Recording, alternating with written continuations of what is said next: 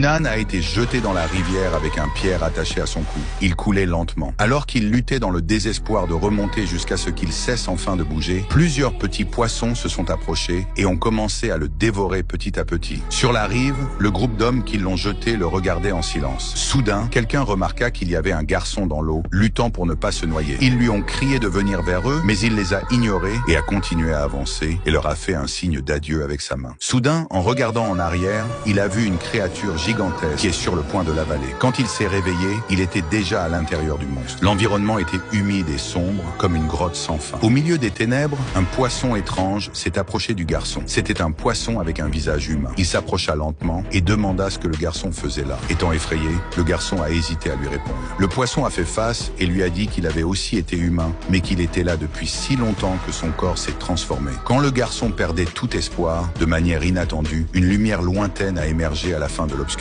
Sans réfléchir, le garçon a couru vers la lumière. Quand il est arrivé, il a vu ce dont il s'agissait. Les yeux pleins de larmes, il a soupiré de soulagement quand il a vu que c'était son père. Il l'a ensuite serré dans ses bras et ensemble, ils ont parvenu à trouver la grande gueule du monstre. Cependant, il y avait un problème. Son père ne savait pas nager. Nom du film, Pinocchio.